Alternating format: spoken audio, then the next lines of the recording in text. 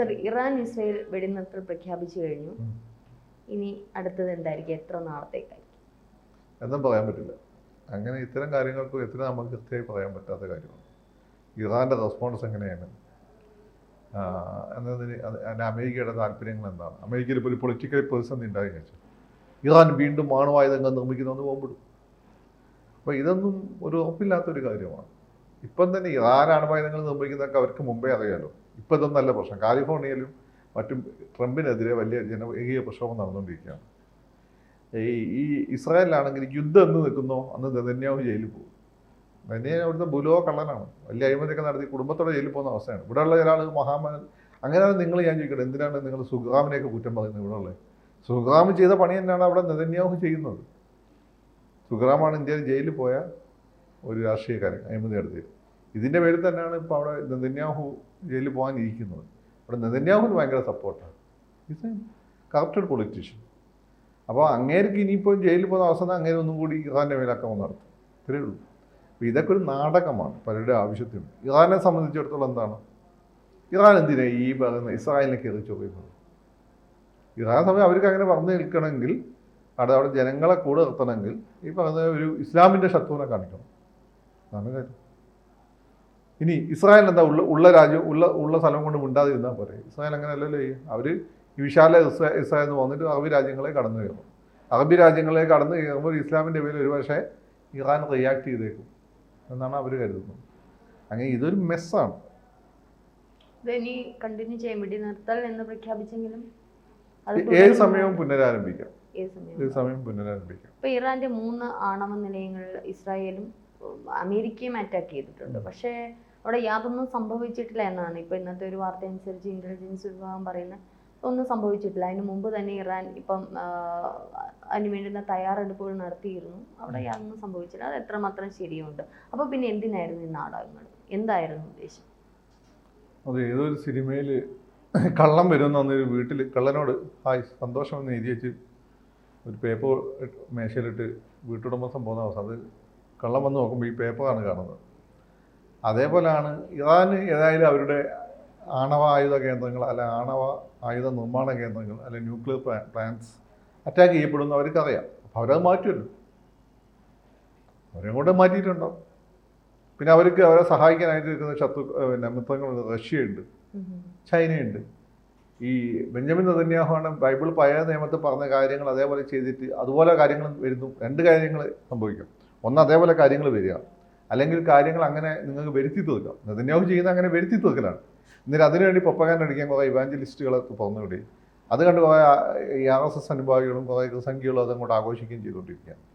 സംഭവത്തിൽ ഇത് ആ രീതിയിൽ കാര്യങ്ങൾ സെറ്റ് ചെയ്യുകയാണ് അവർ. മനസ്സിലായി? അപ്പോൾ അങ്ങനെ സെറ്റ് ചെയ്യുമ്പം സ്വാഭാവികമായിട്ട് പുട്ടിനൊരു പണ ചാരനാണ്. പുട്ടിനറിയാം ഇത് റഷ്യയായിട്ട് ഒരു യുദ്ധത്തിലെത്തിക്കും. കാരണം ഈ പറയുന്നുണ്ടല്ലോ റഷ്യയും ഇറാനും തമ്മിൽ ഒക്കെയുണ്ടോ, സ്വാഭാവികമായിട്ട് റഷ്യയായിട്ടുള്ള യുദ്ധത്തിലേക്ക് പോകും കാര്യം. അപ്പോൾ അത് റഷ്യ നിങ്ങൾ വിചാരിക്കുന്ന പോലെ അത്ര എളുപ്പം കൈകാര്യം ചെയ്യുന്ന ശക്തിയല്ല. റഷ്യ ഒരു ലോകയുദ്ധം വന്നാൽ റഷ്യ തോറ്റു പോകാം. അതിന് മുമ്പ് റഷ്യ ലോകം നശിപ്പിച്ചിരിക്കും. അതിനുള്ള സകല സാധനം അവരായിരുന്നു. പക്ഷേ ഇസ്രായേൽ പ്രതീക്ഷിച്ചതിനപ്പുറമല്ലേ ഇറാന്റെ ഒരു പ്രതിരോധ ശക്തി അത്ര മാത്രമല്ലായിരുന്നു. അത് ഒരു പക്ഷേ ഇറാൻ എന്താണെന്നോ ട്രംപിനും ഇസ്രായേലിനും ഒന്നും മനസ്സിലാക്കാൻ പറ്റിയെന്നുള്ളതല്ലേ? അവര് അവിടെ മനസ്സിലാക്കാൻ എനിക്കറിയില്ല അതെങ്ങനെ സംഭവിച്ചാൽ. അവിടുത്തെ ഓരോരോ ഈ ഹനിയൊക്കെ എവിടെയാണ് താമസിക്കുന്നത് വരെ ഇയാൾക്ക് അറിയാം. അവിടെ ന്യൂക്ലിയർ സയൻറ്റിസ്റ്റുകൾ ആരാന്ന് ഇവർക്ക് അറിയാം. കാരണം ഒരു സൈനിക തലവൻ ആരാന്ന് അറിയാൻ ബുദ്ധിമുട്ടില്ല. പക്ഷെ ന്യൂക്ലിയർ സയൻറ്റിസ്റ്റുകൾ എവിടെയാണെന്ന് എങ്ങനെയാണ് ഇത് മൊസാദിന് അറിയാം. അപ്പോൾ സ്വാഭാവികം ഇവിടെ കേപ്പബിലിറ്റി അറിഞ്ഞിട്ടുണ്ടാവും. പക്ഷെ കേപ്പബിലിറ്റീസ് അറിഞ്ഞ് മനസ്സിലാക്കി ഒരു ഫേറ്റലായിട്ടുള്ള അവസാനം ഇടിക്ക് പോകുന്നതിന് മുമ്പ് ഇവരെന്താണെന്ന് കൃത്യമായി മനസ്സിലാക്കാൻ വേണ്ടി നടത്തിയ ടെസ്റ്റ് ടോക്സും ആയിരിക്കും. ഇവരെ കയ്യിലുള്ള എല്ലാം ഇവരെടുത്ത് ഉപയോഗിക്കുന്നു. തിരക്ക് ഇവരെ കയ്യിലുള്ളൂ. അതിനെ കൗണ്ടർ ചെയ്യാനുള്ള മെഷേഴ്സ് എടുക്കും. പക്ഷേ ഇറാൻ ഇവരെ കയ്യിലുള്ള മൊത്തം ഉപയോഗിച്ചോന്ന് നമുക്കറിയില്ല. ഇറാനെ സംബന്ധിച്ചുള്ള യുവരോധങ്ങളൊക്കെ കിടക്കുന്ന രാജ്യമായതുകൊണ്ട് ഇവരടുത്ത പരീക്ഷണങ്ങളെ പറ്റി നമുക്ക് വലിയ ഐഡിയ ഒന്നുമില്ല. ഞാൻ വിചാരിച്ചത് ഇവരെ കുറച്ച് പഴയ സാധനങ്ങളുള്ളൂ. പക്ഷേ അത്യാവശ്യം സാധനങ്ങളൊക്കെ ഇവരെ കയ്യിലുണ്ട് എന്നുള്ളതാണ് ഇപ്പോൾ മനസ്സിലാവുന്നത്. അപ്പോൾ ഇവരാരാണ് ഇതിന് സഹായിക്കുന്നത്? റഷ്യയും ചൈനയും തന്നെ ആയിരിക്കും. കാരണം ഈ ലോകശക്തികൾ തമ്മിൽ ഒരിക്കലും അങ്ങനെ നേരിട്ട് ഏറ്റുമുട്ടില്ല. അവർ പ്രോക്സീസിന് വെച്ച് ഏറ്റുമുട്ടും. അമേരിക്കയുടെ പ്രോക്സി ആണ് ഇസ്രായേൽ. അപ്പോൾ റഷ്യയുടെയും ചൈനയുടെയും പ്രോക്സി ആയിരിക്കും ഇറാൻ. ഞാൻ പ്രതീക്ഷിച്ച ഒരു കാര്യമാണ്, ഇറാൻ അമേരിക്കയുടെ സൈനിക താവളത്തിലൊക്കെ ഖത്തറിലൊക്കെ ഒരു ആക്രമണം ഉണ്ടായപ്പോൾ തീർച്ചയായിട്ടും അമേരിക്ക തിരിച്ചടിക്കും എന്നൊക്കെ ഞാൻ ഇങ്ങനെ പ്രതീക്ഷിച്ചിരുന്നത്. പക്ഷെ അപ്രതീക്ഷിതമായിട്ടാണ് ട്രംപ് വെടിനിർത്തൽ പ്രഖ്യാപിച്ചത്. അല്ല, ട്രംപിനെ സംബന്ധിച്ച് അത് മതി. അപ്പോൾ അവിടെ പ്രക്ഷോഭങ്ങൾ ശ്രദ്ധമാകില്ലേ? ഇപ്പോൾ ഇന്ത്യ വരെ ആളുകൾ ചർച്ച അല്ല, ചെയ്തുകൊണ്ടിരിക്കുകയാണ്. വലിയ വീരവാദമായിരുന്നല്ലോ. ഇറാൻ തിരിച്ചടിച്ചാൽ ഇറാനെ തീർക്കും എന്നൊക്കെ പറഞ്ഞിരുന്ന ട്രംപ് ഇനി മതി. അല്ല, അതിങ്ങനെ പറഞ്ഞിട്ടുണ്ടോ? ഇറാൻ ഇവർ തമ്മിലൊരു ടാസിറ്റ് അണ്ടർസ്റ്റാൻഡിങ് ഉണ്ട് പരസ്പരം. ഇറാൻ അങ്ങനെ അടികൊണ്ട് ഇറാൻ വീണാൽ ഇറാൻ ജനങ്ങളെ മുന്നിൽ അവിടെ ഭരണകൂടത്തെ നിലനിൽക്കാൻ പറ്റില്ല. ഖൊമൈനിനെ എപ്പോഴും നിലനിർത്തണമെന്ന് ഇവർക്ക് ആഗ്രഹമുണ്ടെന്ന് എനിക്ക് തോന്നുന്നു. ഇസ്രായേലിന് ആഗ്രഹമില്ല, ഇവർക്ക് ആഗ്രഹമുണ്ട്, അമേരിക്കയ്ക്ക്. എങ്കിലല്ലേ ആ കാര്യം വന്ന് ഇനി മാറ്റാൻ പറ്റുള്ളൂ. മാത്രമല്ല, ആ രാജ്യം പുരോഗമിക്കില്ല. ഖൊമൈനി ആണെങ്കിൽ ആ രാജ്യം പുരോഗമിക്കില്ല. ആ രാജ്യം പുരോഗമിക്കുകയാണെങ്കിൽ ഈ ഖൊമൈനി മാറി അവിടെ ഒരു മോഡേൺ ഔട്ട്ലുക്കുള്ള ഭരണാധികാരി വരണം, എങ്കിലേ ആ രാജ്യം പുരോഗമിക്കുള്ളൂ. ആ രാജ്യം പുരോഗമിക്കല്ലേ. മുസ്ലിം രാജ്യങ്ങൾ പുരോഗമിക്കരുത് എന്നുള്ളവരുടെ ആവശ്യമാണ്. മുസ്ലിം രാജ്യങ്ങൾ പുരോഗമിക്കുന്ന മനുഷ്യന്മാർക്ക് സഹിക്കാൻ പറ്റില്ല. അതുകൊണ്ടാണ് പാകിസ്ഥാൻ എങ്ങനെ ആക്കി വെച്ചിരിക്കുന്നത്. ഈ പാകിസ്ഥാൻ ഇതിലും വലിയ ശത്രു ഉണ്ടായും ബ്രിട്ടനും ഫ്രാൻസും തമ്മിൽ. ഇപ്പോൾ അവരും എന്തും പ്രശ്നമുണ്ട്. ഇന്ത്യയും പാകിസ്ഥാനും തമ്മിൽ അത്രേ ഉള്ളൂ. പക്ഷേ ഇവന്മാർ സമ്മതിക്കില്ല. ഒന്ന്, മുസ്ലിം രാജ്യങ്ങൾ പുരോഗമിക്കരുത്. രണ്ട്, ഇന്ത്യക്കൊരു തലവേദന ഉണ്ടാക്കണം.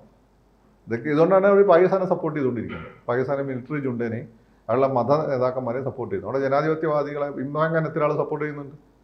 അവിടെ ഏറ്റവും സെൻസിബിളായ പൊളിറ്റീഷ്യൻ ഇമ്രാൻഖാനാണ്. ഇന്ത്യയായിട്ട് നല്ല ബന്ധം ഉണ്ടാക്കാൻ ശരിക്കും ആഗ്രഹിക്കുന്ന ആളാണ്. പക്ഷേ ട്രംപ് ഉദ്ദേശിച്ചിരുന്ന കാര്യം സാധിച്ചു. കാരണം ട്രംപ് ഇസ്രായേലിനെ വെച്ചുകൊണ്ടാണ് ഇറാനെ ആക്രമിച്ചത്. അത് ട്രംപിൻ്റെ ഒരു കരം തന്നെയാണ് ഇസ്രായേൽ എന്ന് പറയുന്നത്. അപ്പോൾ അത്തരത്തിൽ ട്രംപ് ഉദ്ദേശിച്ച സംഗതി സാധിച്ചു. അത് ഇസ്രായേൽ ഉദ്ദേശിച്ചത് സാധിച്ചില്ല, ട്രംപ് ഉദ്ദേശിച്ചത് സാധിച്ചു. തൽക്കാലം അവിടെ നടന്ന പ്രശ്നങ്ങൾ, അവിടെ ഒരുപാട് പ്രശ്നം നടന്നുകൊണ്ടിരിക്കുക ട്രംപ് വന്നതിന് ശേഷം. ഞാൻ പറഞ്ഞില്ലേ, കാലിഫോർണിയയിലും ഒക്കെ ഉണ്ടാകുന്ന പ്രോബ്ലംസ് ഉണ്ട്. രണ്ടാമത്തെ കാര്യം, അവിടെ ഇയാൾ എന്താ ചെയ്യുന്നത്, നാട്ടുകാർക്ക് മൊത്തം ഭ്രാന്തായി ഇരിക്കുകയാണ്. അവിടെ ഒന്നും ചെയ്യുന്നുമില്ല, എന്തൊക്കെയോ ചെയ്യുന്നു എന്ന് ഫീൽ ഉണ്ടാക്കുകയും ചെയ്യുന്നു. അപ്പോൾ അതിൽ നിന്നൊക്കെ ശ്രദ്ധ മാറ്റണം. ഞാൻ I am a strong man എന്ന് പറഞ്ഞുകൊണ്ട് ഭ്രാന്തൻ കാണിക്കാൻ വേണ്ടി. അതാണ് സംഭവം. എന്നാ പിന്നെ പണ്ടരം ഖൊമൈനിയെ കൊന്നുകളയുന്ന രാജ്യം രക്ഷപ്പെട്ടു. അതും ചെയ്യരുത്. ആ ഖൊമൈനിയെ കൊന്ന് അയാളുടെ ഇന്നർ സർക്കിൾ ഉണ്ട്. അതിനെ തീർത്ത് കഴിഞ്ഞാൽ അവിടെ ജനാധിപത്യപരമായി പ്രവർത്തിക്കുന്ന ഗവൺമെൻറ്റുകൾ വരും. അങ്ങനെയുള്ള ആളുകളും ഉണ്ട് അവിടെ. ഹോർമസ് അടയ്ക്കുമെന്ന് ഇറാൻ പറഞ്ഞിരുന്നു. ഒരു പക്ഷേ അത് മറ്റുള്ള എല്ലാ രാജ്യങ്ങളെയും അത് ബാധിക്കാൻ സാധ്യതയുണ്ട്. ഈ ഗൾഫ് മേഖല മൊത്തം ബാധിക്കും. ഇറാൻ, ഗൾഫ് രാജ്യങ്ങളാണ് ഇറാൻ ഏറ്റവും വലിയ. അതിൻ്റെ ഒരു പ്രഷർ ആയിരിക്കുമോ ട്രംപ് പിറ്റേ ദിവസം തന്നെ വെടിനിർത്തുക? അതും ആയിരിക്കാം ട്രംപിൻ്റെ ആവശ്യവും. ഇവരാരുടെ പ്രശ്നമൊന്നും ഇവന്മാരെ ബാധിക്കാൻ പോകുന്നില്ല. ഇവർക്കൊക്കെ ഇവരുടെ ആവശ്യമുള്ളൂ. മനസാക്ഷി എന്നുള്ള സാധനമില്ല. മനസാക്ഷി എന്നുള്ള സാധനം നമുക്ക് ബേസിക്കലി ഉള്ളത് ഏഷ്യക്കാർക്കാണ്. ഇപ്പോൾ ഹിന്ദുക്കൾക്കാണ് പ്രത്യേകിച്ചുള്ളത്. കാരണം ഈ നിങ്ങൾക്കൊരു പ്രശ്നമുണ്ടല്ലോ, നിങ്ങളിപ്പോൾ തെറ്റ് ചെയ്ത് കഴിഞ്ഞാൽ ഈ ക്രിസ്ത്യാനികൾക്ക് കുമ്പസരിച്ചാൽ മതി. മുസ്ലിംസിനെ സംബന്ധിച്ച് തെറ്റ് ചെയ്താൽ അവന് ശിക്ഷ ഉറപ്പാണ്. അതിന് കുമ്പസരിച്ചിട്ട് വലിയ കാര്യമൊന്നുമില്ല.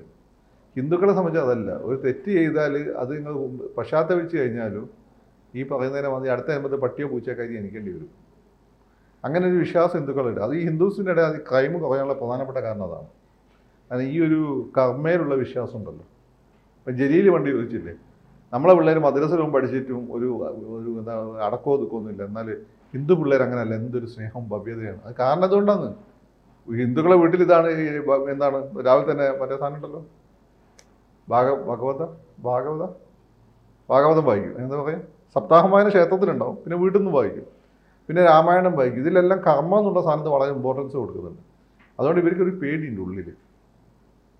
അപ്പം നമ്മൾ ഇന്ത്യക്കാർക്കാണ് ഇങ്ങനെയുള്ള ആ പേടിയൊക്കെ ഉള്ളൂ. അതിപ്പം ഇന്ത്യക്കാരായ മുസ്ലിങ്ങൾ പഴയ ഹിന്ദുക്കൾ തന്നെയാണ്. അവർ പിന്നെ അപ്പോൾ ആ വിശ്വാസം അത് സ്വീകരിച്ചാൽ അവരുടെ ഉള്ളിൽ ഈ പേടി കിടക്കുന്നുണ്ട്, ഈ ഒരു സാധനം കിടക്കുന്നുണ്ട്, കർമ്മം എന്നുള്ളത്. പിന്നെ ഈ കർമ്മം എന്നുള്ള ഇൻ്റർനാഷണൽ വലിയ ആക്സെപ്റ്റൻസ് ഉള്ള സാധനമാണ്. അതുകൊണ്ട് നമുക്കേ ഉള്ളൂ അങ്ങനെയുള്ള ഒരു എന്താണ് ഒരു റിഗ്രറ്റ് ഒക്കെ. അവന്മാർക്ക് അങ്ങനെയൊന്നുമില്ല, അവന്മാർക്ക് എല്ലാം ബിസിനസ്സാണ്. കൂടുതൽ വാർത്തകളും വിശേഷങ്ങളും നിങ്ങളിലേക്ക് എത്താൻ ABC മലയാളം സബ്സ്ക്രൈബ് ചെയ്യുക, ബെൽ ബട്ടണും അമർത്തുക.